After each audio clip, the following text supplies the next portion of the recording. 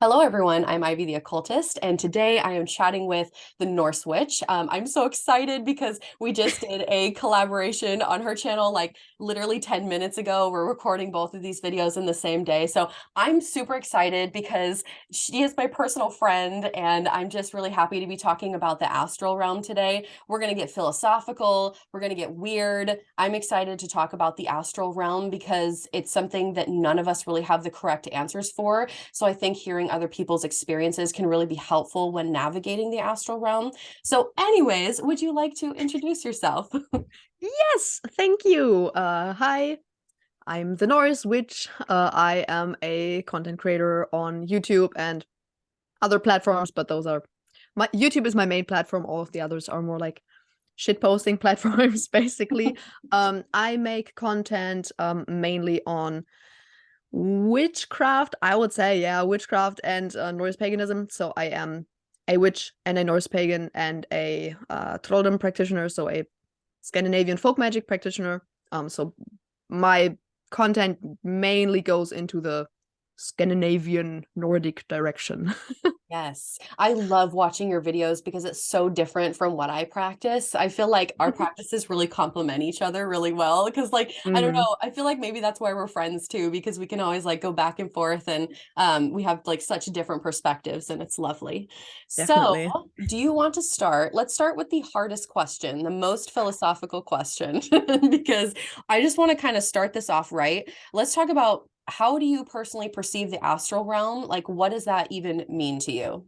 hmm Okay, so I mean, first of all, this is a very hard question Mhm. because nobody knows for a fact what the astral realm is, or if it even exists. I don't know. Nobody will know. So this is of course just what I think about it, or what I would kind of extract from my own experience and from my own belief system.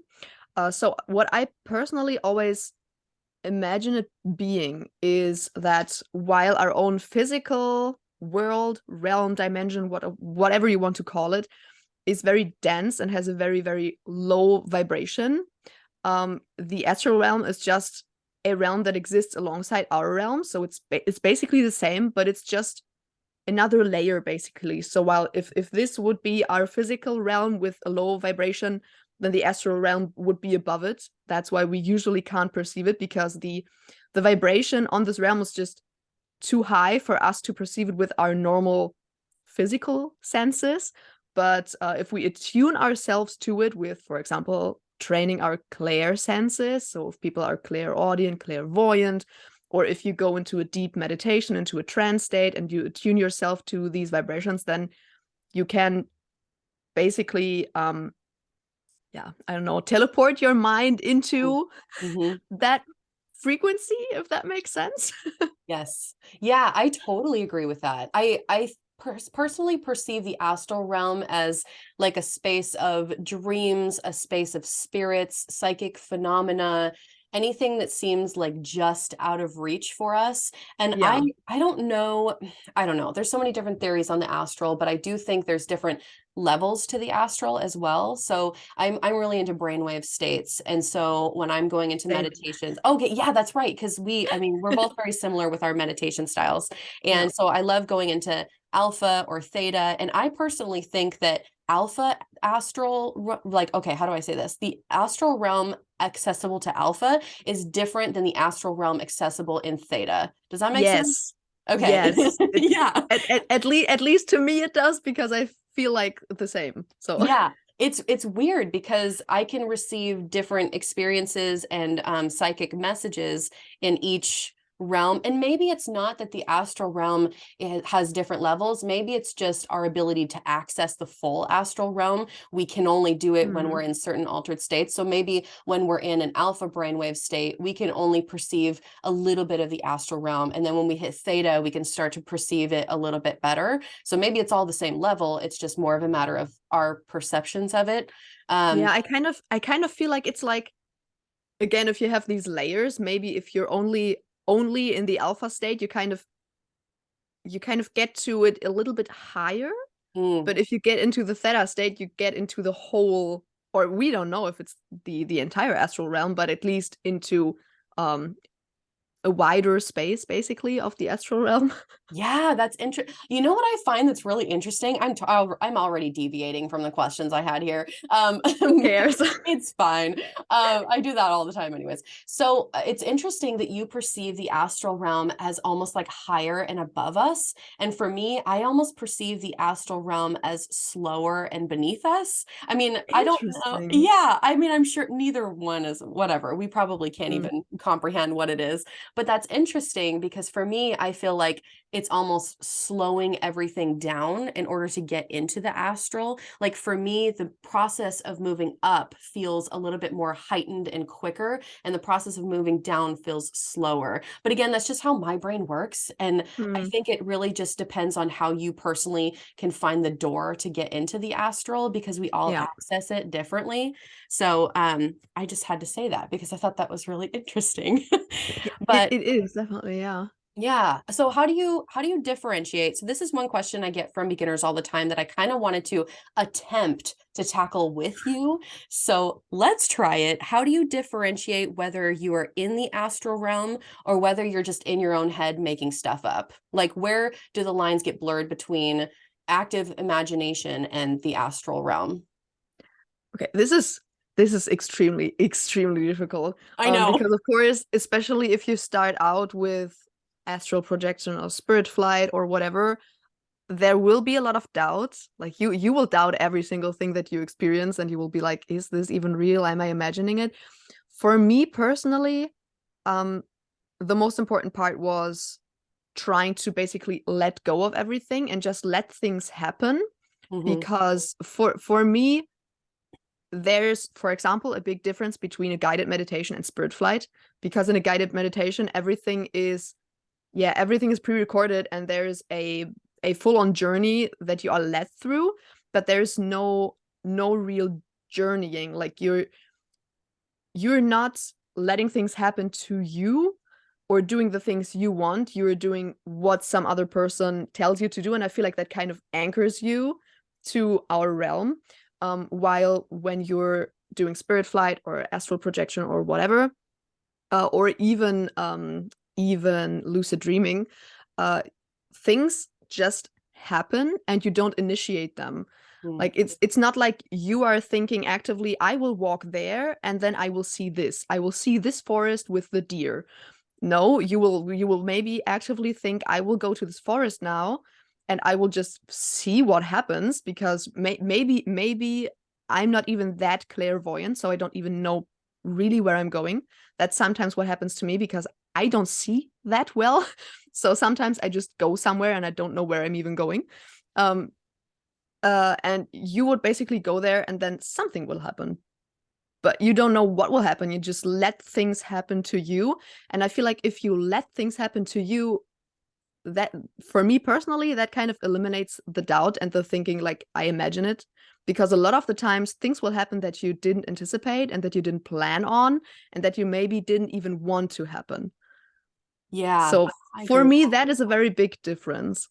Definitely. I think the allowing things to happen and not questioning it is a really big deal because the moment you start questioning it, you are now back into your rational mind. And that's a Yes. complete antithesis of what you want. You just allow it to happen. You do not want to be questioning yourself. So, like when I first started doing shamanic journeys, because that was kind of my entryway into the astral realm, I would be traveling to a bush or a forest or something, and I would be walking around, and in the beginning I was so in my head, so rationalizing everything of like, am I just imagining these trees as I'm walking through the forest? Should I be seeing something? I'm not really Oh sure. yeah. It was horrible because I was creating, and it took me actually a long time to let go. This is not something that's like a quick adventure, and I think a lot of people expect that. They expect quick results, and it's not. It took me for like years.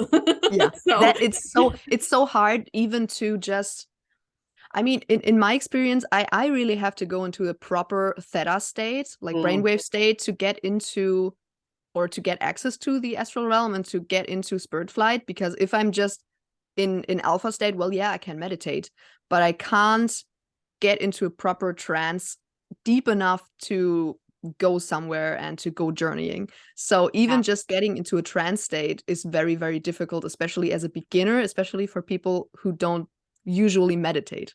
Yeah, getting into even just, I mean, theta, first of all, is extremely difficult. Even just getting Yeah. into alpha, I mean, that one's still really difficult as well, especially if you don't have practice Yeah. with meditation. So I see beginners coming in all the time wanting to do these journeys who have no background of meditation. And that's great. I love the ambition, but honestly, it is hard. Like it takes a long time to get there. So, and it's sad because I don't want people to feel discouraged. I don't want people to do one meditation, one guided meditation and say, oh my gosh, I was just imagining things the whole time. I couldn't just allow things to come to me. And then they just drop it and they say they hate meditation and then never do Oh it ever yeah. again, which is so sad to me because if you do build a good practice and you work at it, it can become so rewarding. And eventually you do get to that place where you're not rationally thinking anymore and you do kind of just allow things to float in. So I'll be walking through a forest and all of a sudden something just pops up right in front of the tree and I know it wasn't just my imagination because I am not rationally thinking in that moment. I am just allowing myself to move and whatever shows up I'm going to take that as a message from spirit. And Yeah. there's another thing that I wanted to say about imagination too, in that even if it is all in your head, it doesn't mean that it's not powerful. I just have to say that because like Yes. imagination can literally manipulate your reality. So even if you are imagining in the beginning, that's still effective. That's still powerful. So Yeah, people should get a little bit out of their heads when it comes to if I'm imagining things. It's the same thing with spirit communication or something like that. As long as it's not something completely irrational or dangerous, who cares if you're imagining it? yeah. Even Yeah. even if you're imagining it, does that matter really? Does it really matter? No. And no one Right. can prove it, so who cares? Yes, exactly. Yeah, the over rationalization just kills me because I've been there. I get it, but you know. Mm. So let's talk about some of our favorite methods for entering the astral realm. Like what is there specific visualization cues that you use or what's your tips and tricks? Hmm. So I will just start out with things that I like to use to even get into the trance state so that I can even access other realms. So one thing is start working with Mugwort. Mugwort will be your best friend. Like Mugwort as a spirit ally is amazing whenever you want to do anything with spirit flight or meditation, psychic, uh, anything with your psychic senses, sleep, dreams, anything. So that definitely I burn a lot of Mugwort, a lot of Mugwort. Then for me, I mean, I always try to get all of the senses in. So, for example, I also really like to listen to drumming, either drumming or binaural beats, but binaural beats usually are work better for me to just meditate. But when I want to journey, then drumming works really, really well. Mhm. So then I have like smell and like hearing. So that's amazing. I really have to get relaxed. So I usually try to lie down. I can't do it sitting up. I have back problems. I'm old, so no sitting down. I Same. have to lie down. Yeah. Um, if there is someone out there, I mean, a lot of people will fall asleep when they try to enter theta state. So then probably try to do it sitting up. But I luckily don't have a problem. So I try to lie down so I can very deeply relax. And am I missing something right now? Probably because my memory is awful. That's But okay. yeah, then I will. Oh yeah, I actually did forget something.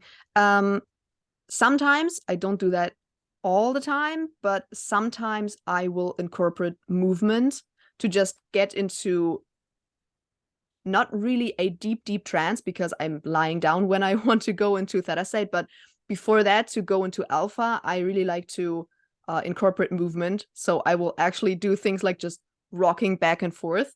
I know it must look very strange, but it helps me, so I don't care. Love that.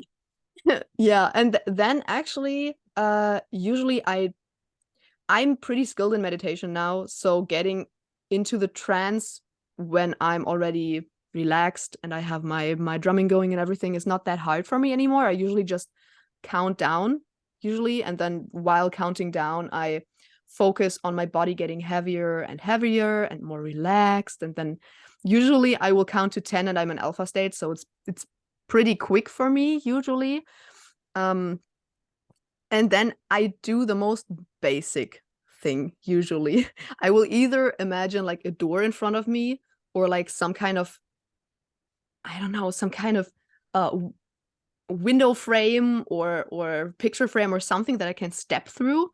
Um, and usually like behind the door or the window frame or the whatever I step through will be, of course, the Tree of Life or Yggdrasil in my case. And then it depends on where I want to go. Like if I want to go to the upper worlds, for example, or the lower worlds, depends on where I want to go. But I always start with Yggdrasil, and then I usually go to the lower worlds because I Yes. just like it there. And then I look for an entrance, and it's usually the same one. It's usually some kind of trap door that I have to go to, and then I go through a tunnel, and then I'm already on my way. I love it. Yeah, your methods. Wow, we are so similar. I didn't realize how similar we are. That's cool. No, I do the same thing. I have some sort of smell, obviously. I love your suggestion of mugwort. Fantastic. I usually have some shamanic drumming on because I agree. I don't like using binaural beats for traveling in the astral realm. I don't know. For some reason, a shamanic drumming just does it better for me. So I put Yeah. something like that on. I also lie down because I'm not going to sit. I have back problems. Okay. That's not We are happening. old. Yeah, we're getting old. We may not look it, but no, just kidding. Um, but yeah, so I'm definitely lying down, and for me, I think what really helped me as like a visual trigger, well, I guess before I even get into that, I usually do like a quick body scan so I can check in with my body and really get myself to that relaxed state. So I'll start with my toes, relax my toes, move up to my knees, my hips, my stomach, and just kind of progressively relax my whole body. And then I start to focus on all the sounds in my environment. So I have my eyes Oh, closed, and then I start focusing on if there's birds chirping, if there's cars driving by, if my dog is barking. And if I do that and I allow them to be part of the experience, I find that those external noises don't interrupt me as much when I'm in my meditation. So I'll be sitting interesting. there. It's so nice because you can hear the dog barking, the cars driving by, and you can say, you know what, that's okay. I allow that to be part of my experience today, and they can be part of the meditation too. So I just kind of acknowledge my external environment, and then when I go internal, I really resonate with Alice in Wonderland. Like I resonate with Alice so much, just curiouser and curiouser. She goes to that little rabbit hole. So I am Alice, and I have this little rabbit hole, and I basically hop through the rabbit hole. So I'm in blackness, and all I can see is this little hole with some light shining up through it, and that's my rabbit hole. And then I go and hop through the hole, and then I end up being somewhere else, either in a forest or my astral temple or wherever I want to travel to, whatever I'm doing at that point. Mm, But very similar to your door or your window, you have this entry point into the yeah. astral realm. So I totally agree with you. I love how we're so That, similar. that's very interesting actually, that you jump into a hole to get there, because I find jumping from things or just falling when you're journeying terrifying, because I just Oh, feel it. I feel literally like I'm falling, and it's terrifying. yeah. Oh, that's so funny. I wonder if it's like maybe it's an adrenaline junkie thing. I don't know. It's probably not the best decision to free fall, but it works. Oh my goodness. Okay, so once you're in the astral realm, let's talk about okay, there's two. You know what? Let's talk about our inner temples first before we go Mhm. into the other thing that I want to ask you. What does, if you do have an inner temple, what does that I kind of do. look like? And I guess we should probably kind of define what an inner temple is for people watching this video who have no idea what we're talking about, so we can Yeah. kind of provide our own definitions. But what does yours look like? How do you use it? Feel free to share whatever you want to share. Mhm. So I do actually have an inner temple, and I personally see it just as a safe space that I have created for myself on the astral realm. So everyone can do that. Like everyone can create their own space, even if it's just a little room in the beginning. They can make it bigger and bigger, and put things there that make sense for them, or little doors that they can go through to enter other things or go on other journeys. So what do I do there? I actually haven't used it that often recently, but the things that I used it most often for probably would be spirit communication, Mm. with either spirit guides or deities. So I would go into my own inner temple, and then I would basically, I like this concept of going into the center of your inner temple and then just asking yourself, for example, I want to meet Odin. Where can I meet him? And then just letting your intuition guide you wherever you need to go. And I always do that, and usually I do it for the first time, and then something new opens up, some gateway or some new house appears or something, and then if I do it a second time for the same spirit or the same deity, then I will just go to the same place again because it will stay there. Um, so I did that a lot. Um, I also have this. I mean, I can just get into what it looks like because it's in general it's a forest. Of course, I Oh, love forests. It's a love it. forest. So usually I enter and there's like this forest clearing with some kind of stone altar in the middle. And from there I can go everywhere. And there's like a little lake, and there's this oh no, what it's called. Oh yeah, a stone bridge, like a very nice big rusty stone bridge that goes over the lake, and then there's a little cabin, and I Oh, have like a little healing garden in front of the cabin with like a lot of flowers and stuff. So if I'm feeling like mentally bad or I'm ill or anything like that, I really like to go to that tiny little healing garden area and just sit there and relax and watch the flowers and watch little bees jump on the flowers and whatever. Um, I also have this it's not a full-on library, but like in the cabin, I have this area where there's like three walls, basically just bookshelves. And whenever I want to know something, for example, it's not easy to do that for me personally, at least. But I've tried it a couple of times where I would go to these bookshelves and then I would ask a question that I want to know an answer to. So it's basically divination.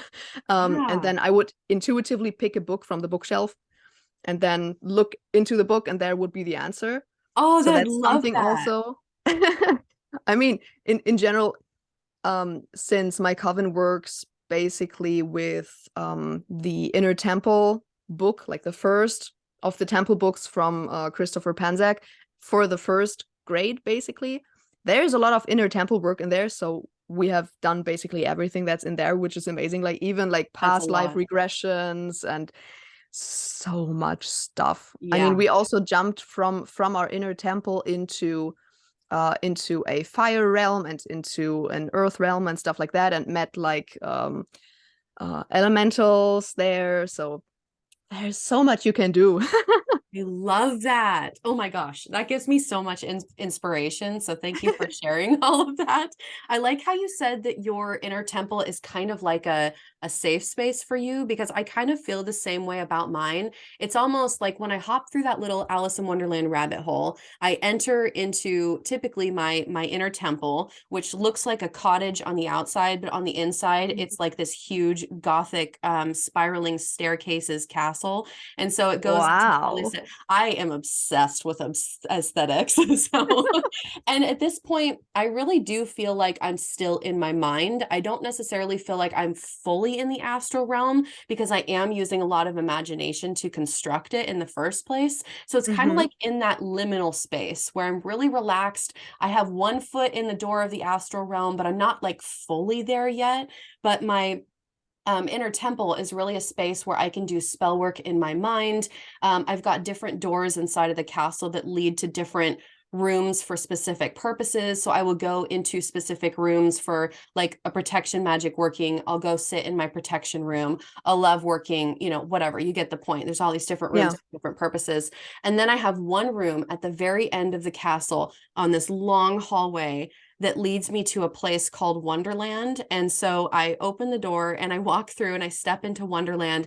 And once I hit Wonderland, because it takes a while to walk through the whole house, and the reason why I set up this way is because when I'm walking through the house, I'm progressively getting into a deeper trance. So I wanted it to be like a long journey to Ah. Wonderland. Mhm. So once I step through to Wonderland, I no longer have as much control over what's going to happen. So I can meet spirits there, ancestors, deities.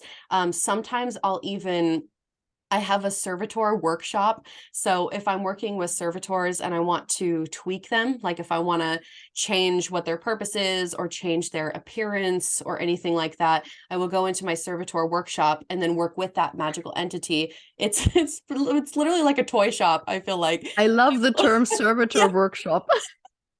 It is so fun though, because I get to sit there and spend some quality time with my servitor. And I'm like, you know what? Your arm looks weird. Let's fix your arm and let's make it Build a bear. yeah, build a bear. It's totally like build a bear. Oh my Oh, God. this servitor needs a little bit more stuffing. Yeah, exactly. Servitor, you're not working out very well. We're going to go back to Wonderland. We're going to tweak you a little bit to make you just a little bit better. But yeah, so oh, and I love that you said that you have a garden, because I do too, and I love to use the garden to like plant intentions, and then like I Oh can yes, go that's back. also amazing. Yeah. Yeah. Yeah, where you can literally plant and water and grow your intentions inside your mental garden, which is so Mm. fun to do. So thank you for sharing all that. Loved it. Okay, so what is the craziest experience that you've had on the astral realm? Like just totally bonkers. Let's hear it. Mhm. That's a very difficult question, because usually not like extremely crazy things usually don't happen to me. It's usually either it's just a lot of things. Like for example, I don't know, I will fly as a bird somewhere, and then all of a sudden I crash into the water and swim with the whales and things like that, like just a lot of things. Mm. So I guess I once tried to contact Odin, and I like to elaborate a little bit. I really prefer communicating with spirits and deities when I'm in a trance state. So I really like to do that when I'm on spirit flight, because for me it's just more effective. I can channel actually a lot of things, whereas if I just do a tarot reading, it's like a little bit superficial. Yeah. Um, so I tried to contact Odin, and he stood in front of me and he looked like Odin, and I was like, you don't really feel like Odin and you don't act like Odin. And it ended up being Loki. Like all of a sudden, once I asked him, like, are you actually Odin, because you're behaving a little bit strange, like he kind of shapeshifted and was Loki all of a sudden. So that was actually the first time I actually got in contact with Loki, because he pretended to be Odin. I And love that. he really loves to do that. He does that all the fucking time. And one of the things, what I mean, it has nothing to do with the astral realm, but like um one of the things he always did before, now he doesn't anymore, luckily, but before I actually added a candle for him and stuff on my deity altar, one of the things he did all the fucking time was, whenever I wanted to call on one of the other deities that I would work with, he would plant his name in my head, and I would have to be really cautious to not basically invoke him instead of all the others. I would Oh I, my I would gosh. I would stand there with Odin's candle, like, yeah, I'm calling on, no, not Loki, Odin. He's such a trickster. He just wants the Yep. attention all the time. Yep. It's low-key annoying. Yeah. For sure. My dog's name is Loki because literally he embodies that energy full on. Just yeah. That's cool though. I agree with you. I don't really have like a lot of crazy experiences, because I would say that the way I go into the astral realm is so cautious that I don't Mm, really find myself having any scary experiences. So I really feel bad for those that are saying, "Oh my gosh, the astral realm is so scary." I'm like, "Why? Why is it so scary for you? What are you right? doing?" But I have to admit, I usually also always have someone with me. Like Mm, usually, for example, my Filkia will accompany me. So by that means I always have protection with me. yes, I So think maybe that just helps.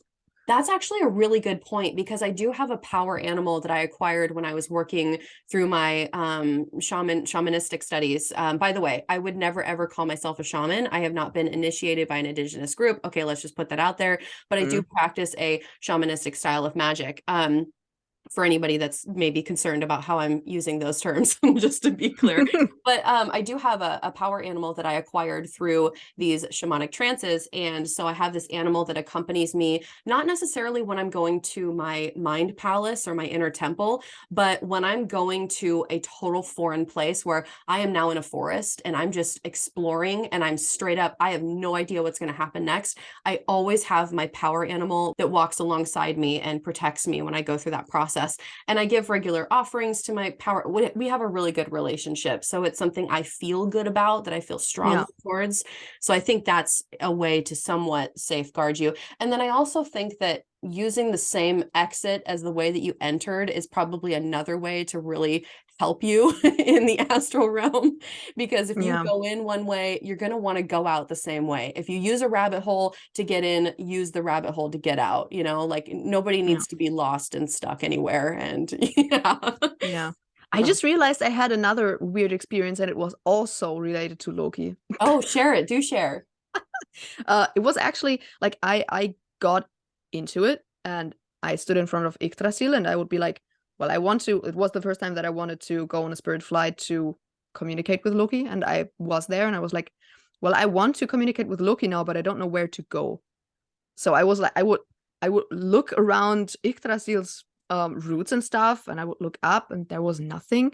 And then all of a sudden, I would be picked up, and just something picked me up by the shoulders and pulled me up, and up, and we flew a long way up Yggdrasil, and just set me on one of the branches of Yggdrasil. And I would look down, and it was so far up, and I was very scared. And I was like, what the fuck? Yeah. And I mean, yeah, ended up also being Loki. So we had a chat up there on one of the branches of Yggdrasil, and just random. And yeah, and when I wanted to go back, he actually basically pushed me down, and I would fall. No wonder you don't like free falling. Like yeah, I was free falling, but then like when it got closer to the ground, he picked me up again and then put me down. But interesting. Yeah. Is he was his purpose to just show you his nature and try to develop a relationship that way? Like, did you get any divine messages from him, or was he just messing around because he thought it was fun? I think he was just messing around, because that's usually what he does. Like we don't really work on something very serious or anything like that. So I didn't like channel an important message from him or anything like that. It was more like I initiated that communication to just get to know him a little bit better, because it was pretty early on when I started actually acknowledging him, and I stopped ignoring him or trying to ignore him. So yeah, I guess it was maybe a little bit of a, this is how I roll. You have to get used to it.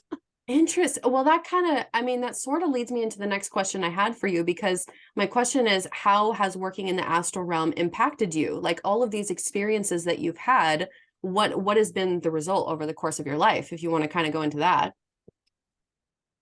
I guess one of the most important things has just been spirit and deity communication, just being able to really properly talk to them, and not being kind of restricted by a pendulum just giving you yes or no answers, or just by tarot cards. That's all. I mean, all of the divination methods that we could use are kind of restricted, because you just don't talk directly to them. And since I'm not clairaudient, for example, I can't just talk to them. So that has been extremely important for me, because that way I could properly get to know them in a way, like the spirits and the deities that I talk to. I mean, I also pick up on their energies intuitively and kind of can sense some things about them, but being able to talk to them properly, of course, has a lot more effect on you. So one of the things, for example, that I did that was very helpful was that I met up with Odin, and I actually asked him about how I should properly cast the runes. And he basically told me how I can do it. So I've been using that method a lot since then, and it's very, very effective. Yeah, I guess, spirit and deity communication, that was like the most important part. Yeah, I agree with you. I think communication with deities, communication with magical entities or spirits of any kind, ancestors for me, if I'm traveling to the lower world to work with ancestors, it's just so much easier to receive those messages. And what Yeah. I've noticed with all of my the psychic abilities that I have, some of them are really amateur and totally untrained, and I'm not very good at it. But claircognizance is the strongest one for me. Like I just know stuff. And it's been hard to explain this to people because I'm like, I can't even teach you how to do it. It just happens. So, but I I feel feel like, it. yeah, it's literally, I just know stuff. I just know what people are thinking. Not all the time, but I mean, Mm. I'll freak people out all the time because I will say what they're thinking. I know exactly where their mind is. And they're like, whoa, how'd you know that? It literally comes in and I'm like, oh, okay, I know what this person is thinking. So I need to say this and I need to do this. And Wow. what I've gotten better at with that, because in the beginning it was like completely uncontrolled, and I would be getting these messages all the time that made no sense. And it's not even like a message, it's literally just a thought form that comes in. But since working in the astral realm, I have noticed way better control and way better clarity in the mundane world when I'm just walking around and not really thinking about it, and I get those psychic hits with my claircognizance. I'm not it's a lot more clear and I'm not confused as often. So I find that the more I work in the astral realm, the more that I kind of always have like one toe in the astral realm, if that makes sense. Like the more times I visit it, the more times, like the easier it is for me to somewhat be stepping into the astral realm, even in my mundane life, which Oh helps yeah, me receive those messages better. that's So, true. You yeah. just get more attuned to it, basically.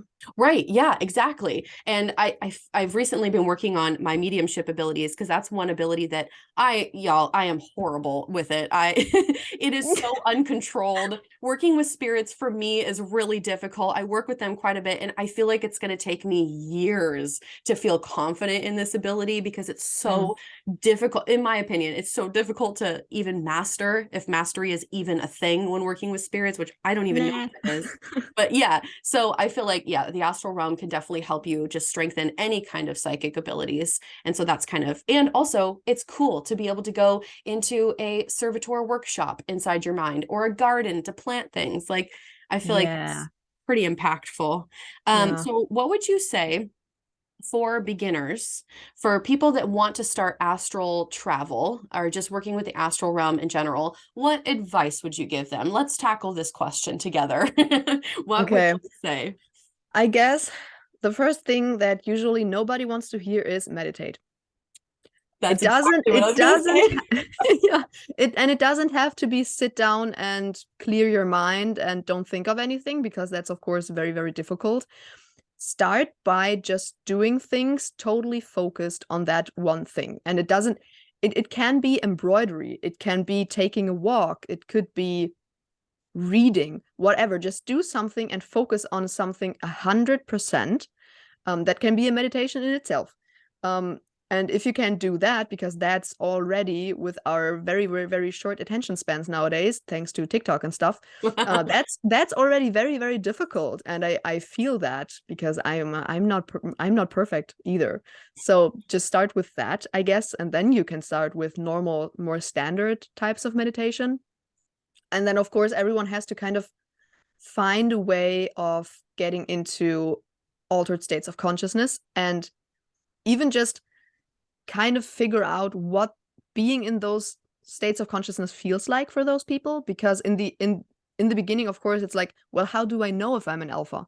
How Mhm. do I know if I'm in theta? Because of course it will probably feel a little bit different for everyone. There are things that you can look up, things like, I don't know, if you're in theta, you usually don't hear your surrounding sounds anymore.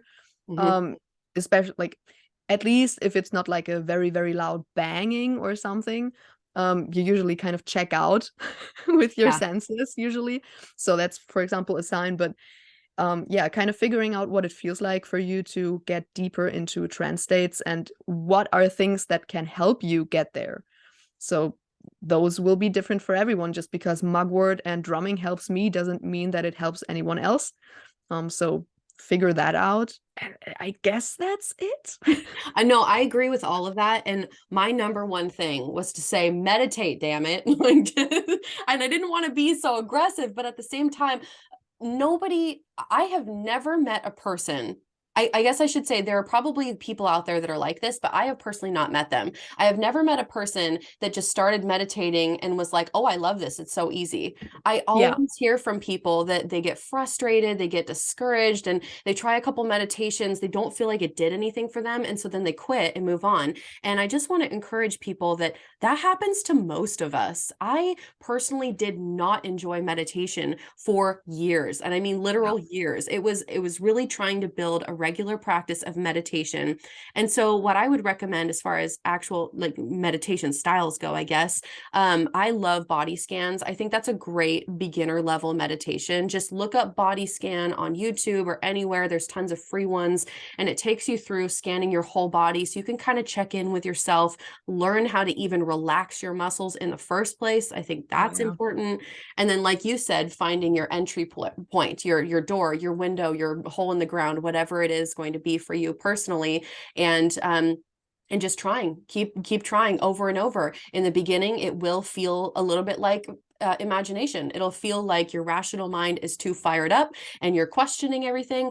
And that's okay, because imagination, again, is also powerful. And then eventually something will shift if you do it enough times. There is a shift that happens where you don't necessarily feel like it's just your imagination anymore. And I can't really articulate that, but I have personally noticed that there is a shift for people when they finally go, you know what? Yeah, I think I'm out of that imagination space now. And what's happening to me Mm. is a little bit different, a little bit bigger. So I guess my advice would be keep on the meditation, even if it sounds boring, it will absolutely pay off for you. And also, if Yes. you don't like, if you're a person that doesn't, if you're like, no, Ivy, I don't want to meditate. Okay, so let's let's think of a different option. I think lucid dreaming is a really powerful way to get into the astral realm. I did Oh, do yeah.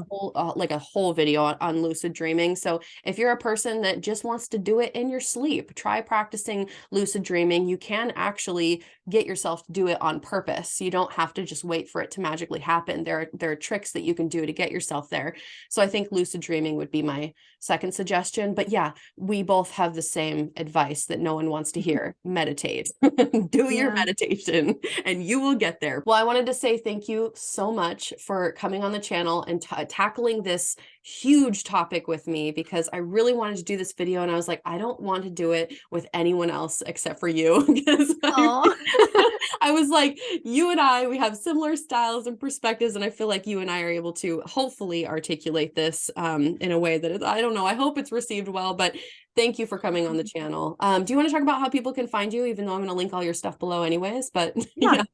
definitely. I mean, first of all, thank you so much for having me, because this is a fantastic topic, and it's a big part of my practice. So I really loved talking about it, because yeah, it is a very, very difficult topic. So I hope that this made it easier for some people. Yeah, where can you find me? You can find me, of course, via the Norse Witch on YouTube. That's my main platform. But you can also find me under the same name, sometimes with underscores, sometimes not, depending on the platform, because on some platforms the name without the underscores was already taken. Rude. Oh, rude. So sometimes with underscores, sometimes not. But I'm on Instagram, also on TikTok. I am on Twitter, but I don't really use it anymore, so probably don't bother. I have a shop though for ethically and sustainably sourced witchcraft and paganism tools, sacred sorcery. So if you want to check that out, then I would be very glad, because it's my baby. Yeah, I guess Yeah. that's it. I'll link your shop too. I love watching your videos when you're packing orders. That makes me so happy to watch, because it's cool to watch like behind the scenes when you do your vlogs and stuff and you're like packing orders for the day. And I'm just like, oh, I just love it. I'm here to support you. So Oh. it's so fun for me to watch. But anyways, thank you all for watching this video. Definitely check out the links in the description box, and I will see you all in another video soon. Bye everyone.